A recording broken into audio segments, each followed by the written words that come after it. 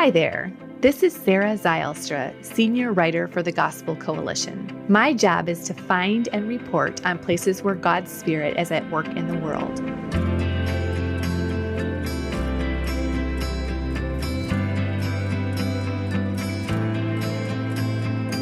So I hear a lot of stories about Christians who are living sacrificial, joyful, God-glorifying lives. And I'm excited to share this one about Alex Harris with you.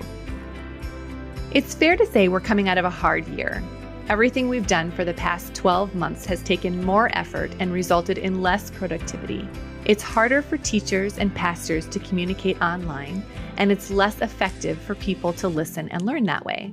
It's more difficult to look after an elderly loved one when you can't visit them, and they feel less cared for. It's more challenging to breathe and speak through a mask than without one. We've expended a lot more energy doing things that were normally nearly effortless, going to the grocery store, spending time with friends, figuring out how to exercise. Perhaps we would have been better prepared if we'd all read a book Alex Harris wrote with his brother Brett a dozen years ago called Do Hard Things. In it, Alex and Brett proposed that doing hard things prepares you to do even harder things. You should get up early, they said. Step out of your comfort zone. Do more than what's required. Find a cause. Be better than your culture expects. That way, when a pandemic sweeps in, or your brother deconstructs his faith, or your wife gets sick, you won't collapse. Your foundation, built on one faithful decision after another, will be sturdy. Your muscles of obedience to the Lord, strengthened by constant use, will be able to handle the load. This is the theme of Alex Harris's life. I met him and Brett 6 years ago when I wrote their story for the Gospel Coalition. When my editor Colin Hansen and I wrote our new book, Gospel Bound, Resolute Hope in an Anxious Age, we filled it with stories, and Alex and Brett were an obvious inclusion. Their lives have been an exceptional example of Christians who live bound to the gospel, trusting in Jesus as they do hard things. After they finished high school at age 16, Alex and Brett clerked with the Alabama Supreme Court and organized a statewide grassroots political campaign. Then they started a blog, coined the revolution movement against low expectations, wrote their book, Do Hard Things, and spoke at conferences. And that was all before they turned 20. So I grew up about 15 miles outside of Portland, Oregon. And we lived on 9 acres of heavily wooded land, surrounded by many more acres of forest. And so me and my 6 siblings, we spent a lot of time outside, exploring the woods, using our imaginations, rescuing and trying to tend to injured wild animals. And then the rest of the time we were inside, reading books, putting on skits and making home movies. We didn't have a TV growing up. And so kind of all of our activity was much more active and mind engaging, and we were homeschooled. So this was a very kind of unorthodox, not a structured approach to education, but education was kind of woven into everything that we did. This was before homeschooling conferences and curriculum and online support. Alex's dad, Greg, was a pioneer in the movement. More than 180,000 families went through his homeschool workshops and seminars in the 80s and 90s. And then my oldest brother, Josh, who's 13 years older than my twin brother and I, in the late 90s, he wrote a book called I Kissed Dating Goodbye, which coincided with kind of the True Love Waits movement and kind of broader purity culture movement in evangelical circles, and just became this kind of surprise, runaway, best-selling book, sold over 1 million copies. So growing up, virtually all of my friends were homeschooled because of my parents, and they weren't allowed to date because of my brother.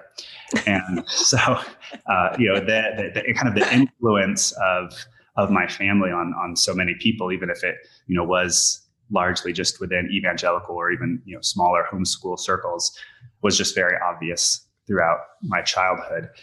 And, I think, for a lot of people that could be, a very limiting or a burden.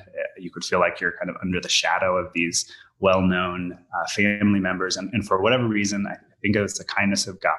Brett and I we didn't take it that way. I think we took it more as like mom and dad, they're normal, imperfect people. Our big brother Josh, he's a very normal, imperfect big brother. If God can use them to further the work of his kingdom, then he could use us too. The twins enrolled at Patrick Henry College, took first place in the Moot Court Nationals, and wrote another book. They dated and married their wives and cared for their mother throughout her journey with colon cancer until she suddenly passed away. She was the driving force, the glue, the rock, whatever analogy you want to use for our whole family. Found out in the spring that she had stage 4 colon cancer, and she passed away on the 4th of July.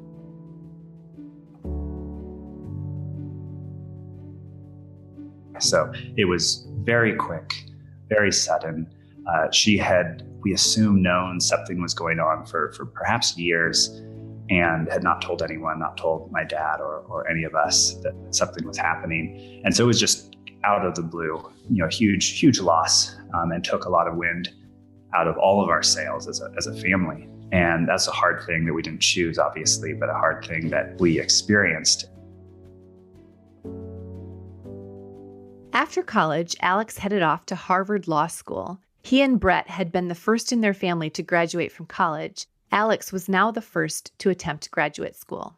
It was neat to be in Boston and Cambridge, Massachusetts, and at the same time there were challenges. I was one of the few kind of vocal, identifiable evangelical Christians on campus. It was the first time I'd been in a kind of a majority non-Christian environment, so that was an adjustment. And I was also a new father and a husband. And that was unusual.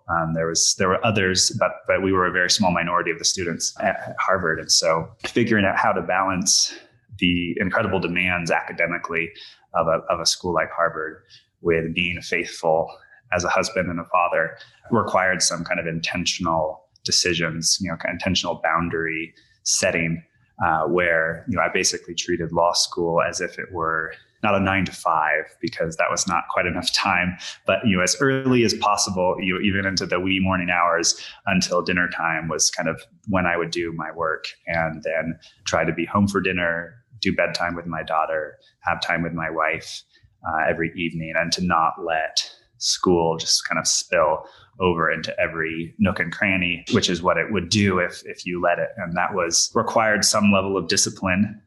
Alex owned law school. He won a Sears Prize, which meant his GPA was one of the top 2 in his class. He worked for the Harvard Law Review, one of the most coveted positions on campus. He graduated magna cum laude and then clerked for Judge Neil Gorsuch and Justice Anthony Kennedy. In 2017, Alex was named one of Forbes magazine's 30 Under 30. And then, finally, he started actually practicing law. He knew that was going to be hard, too. The legal profession as a whole, it's a service industry in an increasingly connected age through technology. So you are never truly off the grid or off call. And there's a never-ending amount of work to do. And there's a lot of pressure and expectation, both personal. A lot of lawyers tend to be type A overachievers who put a lot of pressure on themselves, and then from other attorneys, partners, and from clients. And so when I was coming out of law school, I actually did some research. I actually took a class on the legal profession in law school, where the numbers in terms of depression and substance abuse and divorce and just general unhappiness for the legal profession, as you might imagine, is just very high. And so there are kind of built-in dangers. And one of the things I did to address that was to go to a law firm that has a different model that mitigates a lot of the most draining aspects of how a lot of big law firms work. But some of it is just choosing to set boundaries, even still. seeking to have some autonomy, seeking to view my job not as the sum total of who I am and my worth, but as a means to serve others, but also to enable a lifestyle of generosity that I might not otherwise be able to do, and kind of making it fit into that kind of broader vision of vocation, not just profession, but vocation has been important. In addition to tricky litigation cases and spending time with his family, Alex donates his free time to pro bono cases. That has been the highlight of my time in legal practice. I've gotten to work on some really exciting, high-profile cases, but the most important one was a pro bono case for a woman who was fleeing for her life from a country in South America, from a drug cartel member who had threatened to murder her and her family. Had attempted to rape and kill her previously. And then when she testified in court against him, and he was released by a corrupt judge who we believe was bribed, he was ready to carry out on his threat. And she fled with her niece, who she had raised since she was just a young child, as her daughter. And this was kind of at the height of the family separation crisis at the border, when many Christians, many evangelicals, just kind of reacted appropriately with horror at what was happening and sought to get involved in various ways. And as an attorney, feeling like, wow, I have a unique set of skills and abilities to do something here. And so through some great local organizations here in the Denver area, some of which run by Christians, we were able to get involved, represent her in her seeking asylum in the United States. In the end, she was granted asylum, complete asylum on every ground that we put forward. And the judge said she was the most compelling and credible witness that he had ever seen. At the same time Alex was flying through a legal career, Brett fell off the grid, literally. His wife, Anna, was diagnosed with Lyme disease and developed issues with toxic mold. So that she could breathe, they left their home and all their belongings and fled to the desert, where they spent months living in a tent or a van as they tried to rebuild Anna's health. What's remarkable is that it has done that. She has substantially improved. She is dancing again.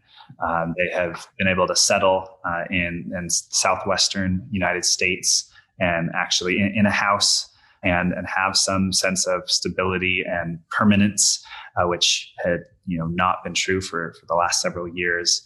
And Brett has throughout this time been Anna's primary caregiver, and been forced to scramble and to seek to provide for his wife by doing things that don't require a reliable internet connection, because when you're in the middle of Death Valley, there's no easily accessible Wi-Fi. But now that they have a little bit more stability, he's been able to focus more on the work that he's doing, which is really, really neat stuff. He is working with young, aspiring Christian authors who want to change the world with their words, training them and seeing some really remarkable success stories come out of that program. Brett, if he'd wanted to, he could have gone to law school and done these clerkships and worked at a law firm and some of the things that I've been able to do. And yet instead, he's just been a faithful husband, and his faith and faithfulness through that trial, as well as Anna's faithfulness through her incredible suffering, are just a source of endless inspiration. Let's talk about 2020. It seemed like everybody was forced to do hard things. Either your kid was schooling at home, or you lost your job, or you were, your friends were yelling at each other on Facebook about mask wearing, or it was just everybody was forced into the hard things that maybe not everybody had worked that muscle for that. And we're not quite done with it either. Probably there will be some hard things as we try and come out of this. Is there encouragement that you would give or guidance that you would give the church? I think we all, as always, but maybe especially now, just need to be able to give each other a lot of grace. Maybe more than ever, you don't know what someone else is dealing with. You don't know what losses they've endured this past year. And we all need a lot of grace in the church and outside of it. Another difficulty of this past year, which is not a unique to 2020, but maybe exacerbated by some of the other stressors that were present in 2020, was just how polarized our country has become. And that's also both inside and outside the church. And not only, polarized, but the opposition, the others are often demonized. And that makes it very hard to give grace when you demonize your opponent. And, one of the causes of that, in my view, is the fact that we have kind of as a culture kind of embraced a form of civic religion where we put our hope, where we look for our salvation in elections, in policies, in politicians. And, again, sadly, that's infiltrated even the church, where many people are trusting in princes, which is what the Bible tells us not to do. For us as a church, especially as evangelicals, I think we need to take a very close look at our own hearts and our own churches and seek to extend grace and to return to first principles and put our hope in Christ. So here's what's a little bit confusing. I don't know if you've ever heard this, but sometimes I hear people say like, well, the reason politics is so terrible is because Christians like abandoned the field, like they abandoned the Hollywood field and they abandoned the politics because it felt so, I don't know, secular or gross or something. And now look what has happened.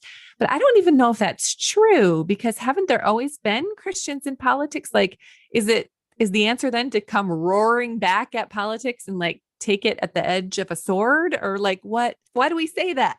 I have reflected on this because I grew up in the Christian homeschool movement, and there was a big, part of the vision of that was the idea of the generation Joshua, and the idea of is that my parents' generation of Christian homeschoolers were like Moses, who kind of led the children out of Egypt. So, they fled the public school system, kind of the increasing secularization of culture, to raise their children in the wilderness. And now, as Generation Joshua, we would be the ones who would kind of take back the land for Christ.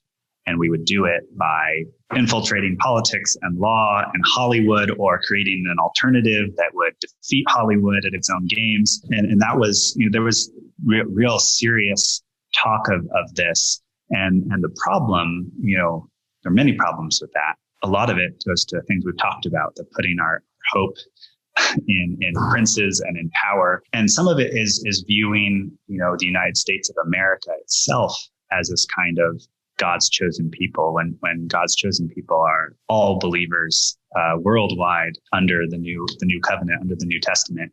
And so kind of viewing America as the new Israel, and the need for us to maintain its identity as a so-called Christian nation, or else, again, spiritual cataclysm, that whole mentality feeds, a fear-based engagement in politics and culture.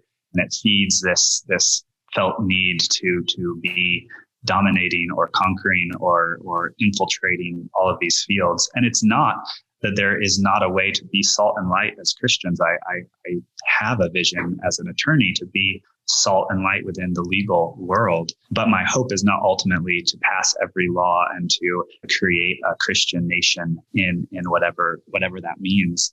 My hope is to be faithful, to love my neighbor, and to be a faithful witness to Christ until he comes again, even if that means being a persecuted minority, even if that means that ministry and faith becomes more difficult for my daughter than it was for me or my parents. That is not the end of the spiritual historical story, because the ultimate end is not this world, but the next. And so I do think there's a sense in which many Christians have had this mentality of engagement with politics and culture that drives some of the problems that we have seen. Disengaging from that whole posture is going to be necessary to really return to a more biblical and true understanding of the Christian calling. So since we're talking about politics, I did really want to ask you, a lot of people voted for President Trump for a lot of different reasons, but one of them was his promises to deliver appointees to the Supreme Court, which he did. But having clerked for the Supreme Court, I'm just wondering about the rationale that we use. I'm curious, like, how important are those judicial appointments, especially at the Supreme Court? Is it really worth And maybe it is voting based on filling those appointments. That is an incredibly complex question, very important question, but an incredibly complex question. And I don't know that I have a bottom line, clear answer for you, Sarah, but some thoughts. First, it is important, but it shouldn't be so important. A big part of why the Supreme Court has become such a central part of our American life is because it has become the final arbiter of all hot button social questions, in large part because of failures of the other federal branches, the executive and the legislative branch. And so in many people's view is not the proper role of the court. And we should be able to, as a democracy, to engage on these issues and to reach conclusions and to live with legislative successes and failures without always having to resort to a final pronouncement from on high from the Supreme Court. So that's one thought. A second is that historically speaking, especially conservative Christians have viewed the Supreme Court as important because the goal is to overturn decisions like Roe versus Wade. Again, just speaking historically, the goal or the strategy of electing Republican presidents to appoint conservative justices has not been successful. It has not produced the desired outcomes. So there's no sure bet that simply appointing more justices is somehow going to lead to X, Y, or Z result. And, we are far too early to say, whether the justices appointed by former President Trump are going to achieve what justices appointed by other Republican presidents in the past did not. I will say the justices, the current makeup of the court, it is a very religious liberty supportive court. There are a lot of very reliable, thoughtful votes in favor of religious liberty. And that goes even beyond traditional ideological divides. So that's another observation. But the fact is, the Supreme Court right now does make these decisions. I think it would be good for all Christians and all Americans to go to put more energy into these other institutions, just because the court ultimately cannot heal and resolve every issue. We need to do a lot of that work on a relational, local, one-on-one, even state level, and constitutionalizing everything, federalizing everything, requiring a final judgment from on high for everything is not a sustainable or healthy path. Legislation like the Equality Act has been hard for Christians, not only on its merits, but because of what it says about our culture's drift away from Christianity. Another difficult trend is deconstructions, which is when a Christian, often publicly on social media, dismantles the beliefs they grew up with. For some, losing faith means they reject the notion of God altogether. Others are later able to reconstruct their faith in a true and better way. But at the beginning of the deconstruction process, it's hard to tell which way the deconstructor is going to go. It can be worrisome and demoralizing to watch someone argue away what we know is the truth, especially if that person is someone we love or in such a high-profile position that we fear they may destabilize the faith of other Christians. One of the most high-profile recent deconstructions has been that of Joshua Harris, someone who is both well-known and a dearly loved brother. When someone deconstructs, it can make everybody else rethink too, right? Like, oh, so you're changing your mind on that. Should I change my mind on that? And I'm wondering if that was stronger for you because he was your brother and you looked up to him and, you were walking along behind him all the time. Did it make your faith wobble? It did. I think inevitably when someone you're so close to questions things or walks away from who they are, who they've been, it raises questions in your own mind. And I say wobble not to suggest some profound crisis of faith, but just to acknowledge that, yes, any person is going to have some of those emotions and some of those questions and doubts when something like this happens. And I'm no exception to that. I think perhaps less for me than for outsiders who had no context, who maybe hadn't walked with Josh through the very difficult years leading up to this time. Maybe there was more surprise, maybe it was more of a shock. And so it was not as much of a complete shock or surprise for me. And there was also, in the process of getting to listen and getting to ask and try to understand, I think a recognition that, oftentimes these decisions are not, attributable to one specific thing or to some intellectual question or doubt that just could not be satisfactorily explained or resolved. We are whole persons. Mind, emotions, physical bodies, it all rolls together when it comes to even these big, seemingly life-altering decisions and the moments that lead up to them. And so, in some ways, I felt a real sense of comfort in having conversations with Josh and understanding, some of the factors that played into it, recognizing God's kindness to me, and that I very easily could have followed down the same path. Not that it would have necessarily led to the same place, but God in his kindness kind of took me off the fast track as kind of a minor evangelical celebrity and allowed me to do some real important personal work and growth and maturing and learning. And so there was a lot of comfort in seeing God's faithfulness in that, but that doesn't obviously negate the discomfort and the questions that come when someone you trust and love and look up to has those doubts. And I think it's hopefully, like we talked about, okay to express that and to share that and to find support within the church when we have those questions and doubts.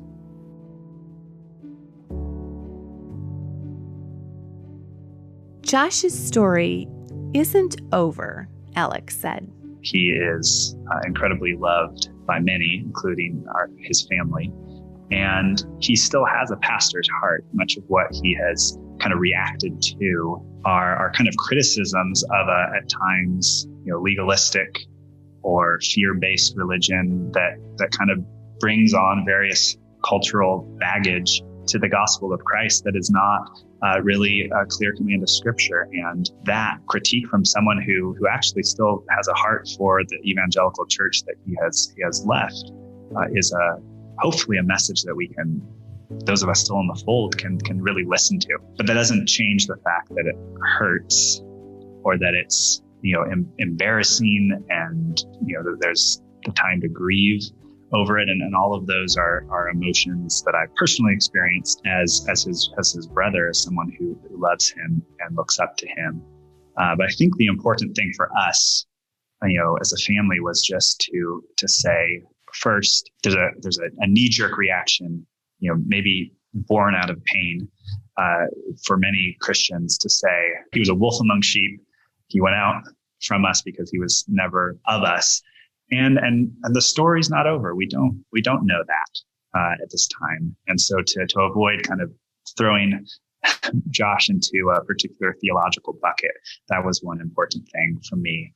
And the second was just to communicate my continued love for him and to listen and to try to understand. And that's an ongoing process. And I have a lot to learn from listening and seeking to understand. And so that's a very healthy process, I think, for both of us.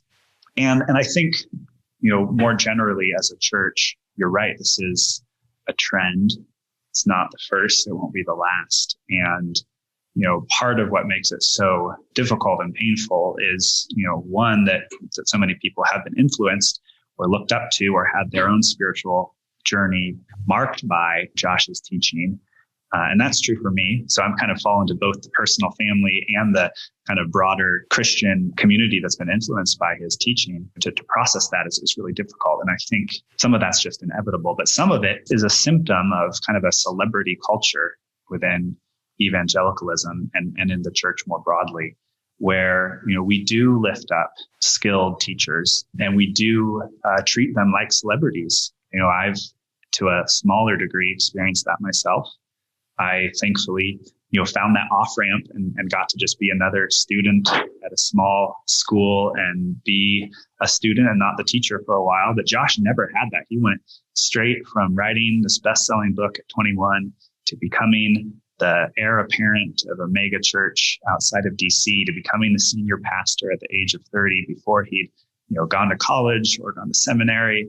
And then he was the pastor of this large, influential church that headed up this much larger network of churches that was very influential within evangelical Christianity. And he was the figurehead. And when you're the figurehead, it's not just that you feel like there's all this pressure, and I'm sure there's so much pressure on him, but it's so hard to have genuine community where you can be honest about questions or doubts or struggles, because to even admit it is almost like a scandal within so many churches, and that's a sign of an unhealthy dynamic within our churches, that the people who are in leadership, who's close to them is close to them because of their celebrity as opposed to out of genuine relationship, and there's a lack of ability to be honest, a lack of ability to question or to doubt.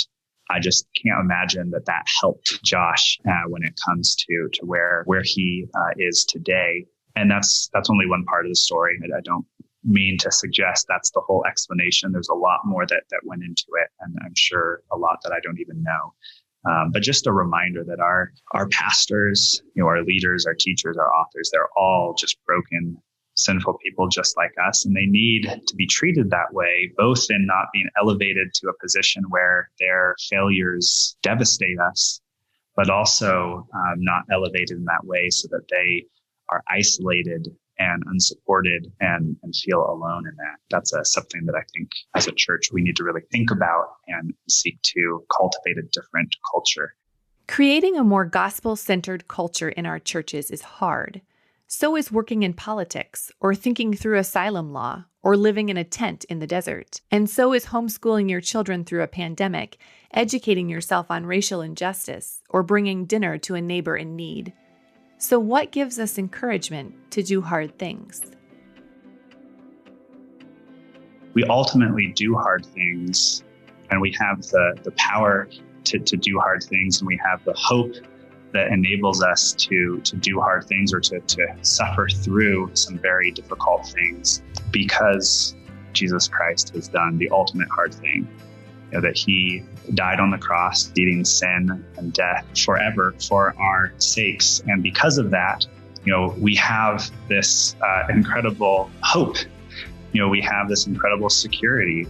We have this incredible understanding that, failure is not the end, and our own failures do not negate his faithfulness. As Christians, the person and work and salvation of Christ is what ultimately grounds us in the ability to do maybe some of the hardest things, the types of hard things that someone who is not a Christian would maybe not even consider doing, the ability to faithfully walk through suffering that is hard even to wrap your mind around, the way that Christians throughout history have done, because again of that hope we have in Christ.